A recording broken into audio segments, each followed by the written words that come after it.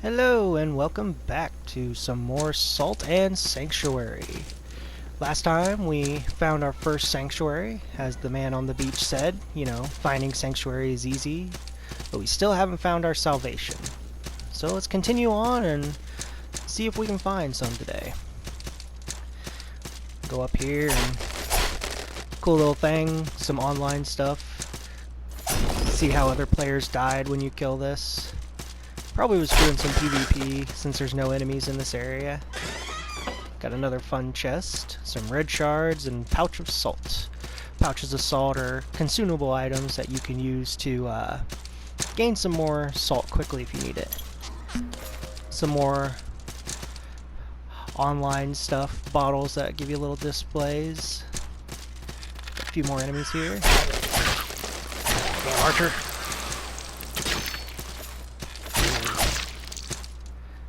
Get the item he was hiding. We didn't kill him. Hit me. Something interesting about this game, doesn't really show yet, but as you get hurt, your health bar decreases, and you actually don't go back up to maximum when you heal. It'll show a bit more as you go. Ominous figures hanging in front of a door. Seems like a perfect place to venture into, don't you think? The Festering Banquet. Such a pleasant name for a place, huh? Got some more zombies. Pretty easy to kill still, so... breaking people's stuff. Kind of like any good game. Go in, break their stuff, get some gold. Don't shoot at me, punk. Stop it. Get out of here. There we go.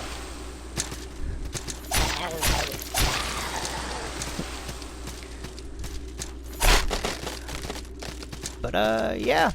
Kinda found our first sanctuary, so we're one step closer to finding out what's happening to us. Took our oath with the mountain smiths. And believing more in the... oh, I can't believe he hit me with that. Got a rotten walker's ear. But, took our oath with the mountain smith and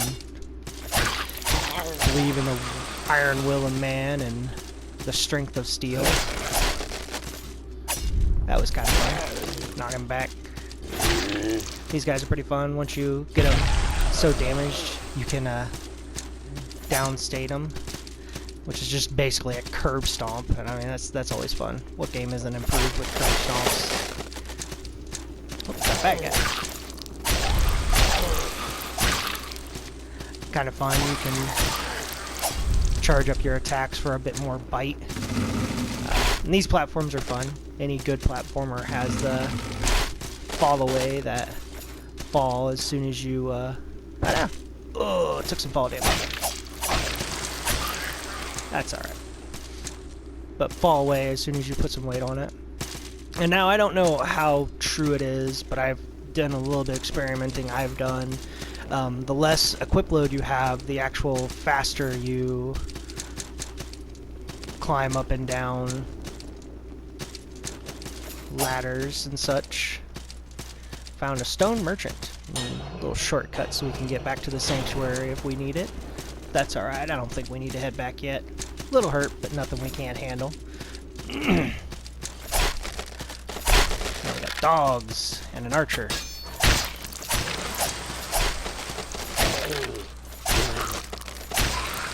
Compared to the other classes, the knight starts off with some pretty good gear, so they're able to take a few hits and keep going. Fun little item there, we got the Bell of Return.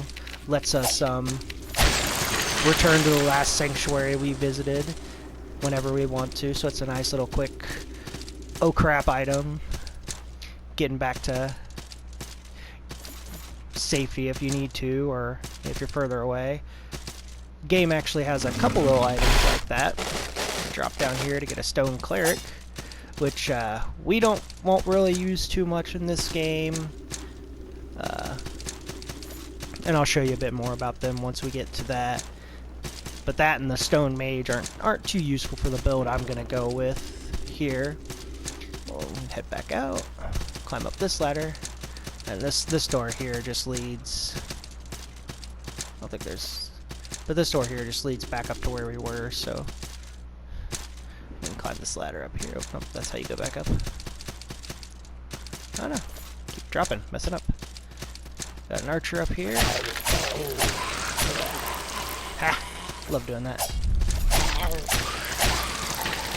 Just hitting them with a hard hit and sending them flying. Actually a pretty little graphic game for the art style, which I know some people have a lot of trouble with it, but I don't mind it so much. It's actually not too bad. I've got a full set of the rogue's gear, so if you didn't start off as the thief, you can now equip the rogue attire, which I'll at some point I'll go through and actually do probably a show off of all the different attire and read them off. Right now it's kind of nice because it gives you that nice quick roll. As you see, you kind of hop up pretty quick off that ledge. Grab. Our defense takes a big hit, but that's alright for now. We don't have to worry too much.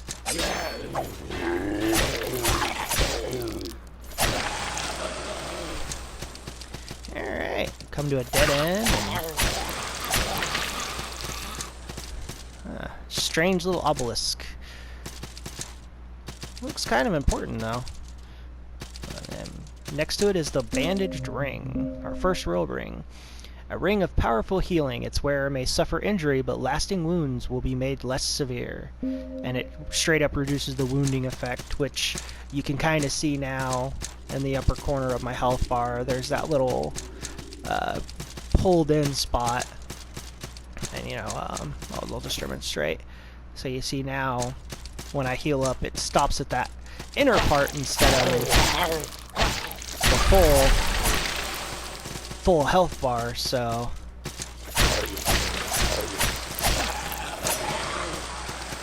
instead of getting full health back, I'm actually limited a bit in what all I can get, or limited a bit. So it's kind of the fun thing with this one of, you know, your other games like this have the penalty of, you know, open up a little shortcut here, but you have the penalty of you come back with reduced health or anything like that. You know, this straight up just as you're fighting gives you less health, so it makes it a little tougher.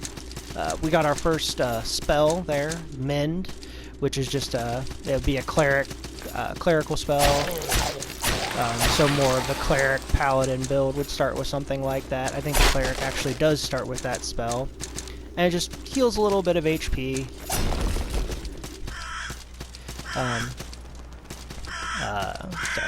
And spells in this game actually use your stamina, which is below the health bar. The red bar at the top of the green bar, greenish bluish bar is stamina.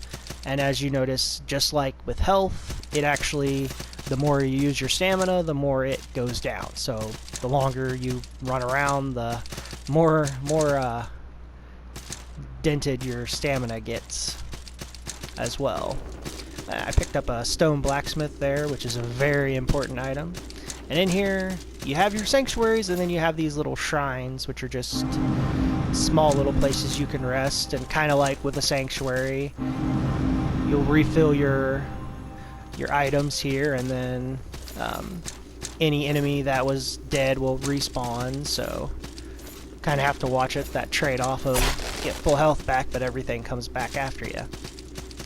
Alright, and I'm kind of excited. We got to go to our first boss, and you'll notice this little candelabra here. That's the skull motif. This thing is it's kind of a warning sign that, hey, the boss is coming up. You know, you better be ready for it. So now we'll go see our first boss, who's in charge of the Festering Banquet. And this guy is probably one of my favorite bosses in the game. The Sodden Knight. He's has a nice little ground wave. lightning attack that does kind of a full screen. Has a stab. It's pretty standard here. He'll have a little combo there. Not too bad. He has a little jump slash. And as the fight progresses, he'll start doing a bit more interesting things. He'll add more attacks to his slashes, so like that he'll actually get another attack off of it. His normal slash, he'll actually do like 2 or 3 slashes.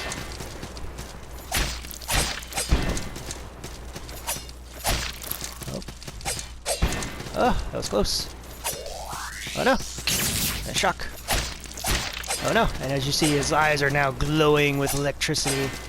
He's mad at me. And now here's the fun thing, is he will do that and follow it up with his jump attack right away. So you kind of got to be on your toes and be ready for that jump. So you got to jump a little early. That way, he doesn't quite get you with that jump. Oh no, oh no, oh no, oh no. Woo. Woo. Trying to keep him in the center. Oh no! Oh, that was my dumb thing. Woo. But yeah, trying to keep him towards the center, that way he doesn't get me stuck in the corner like the Kraken did. And do note, he will turn mid-attack like that if you cross him up.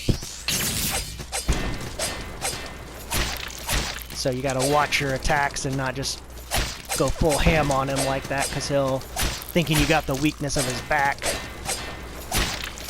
And boom! Sodden Knight is down. Get a nice pile of salt. And we have vanquished the Sodden Knight.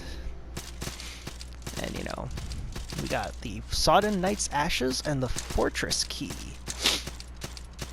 Good little place to start off. Head back down. Don't really need to rest at the sanctuary. We got another, or a little shrine. We got another sanctuary coming up. The fortress key opens the door. Let's go look at that real quick. A key dropped by the Sodden Knight. That's pretty easy. Oh, and we have another person. A knight by the looks of it. Greetings, traveler. Do you have a quest? Well, yeah, I'm looking for my princess.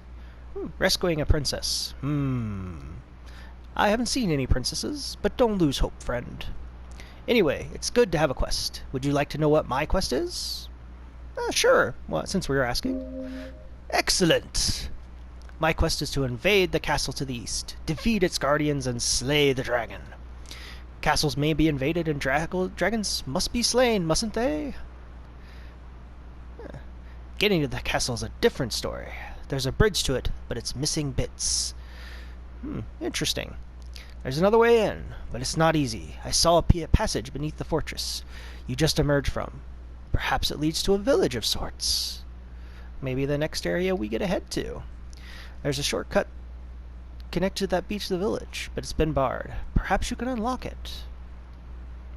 I've heard something about a jester. The jester knows a way to get to the palace no one else can? It's easy to claim something. Until you can actually back up your claims, you're just a rumor monger. So an interesting little character here, this knight. He's kind of a fun guy, and I'm pretty sure we'll run into him again as we go. Fellow comrade in arms with the quests. But I think that's a pretty good place for us on our little thing. We got a boss down and met a new friend. So let's call this one here and continue on next time. It's been a pleasure, and this again is Max. I hope to see you again next time.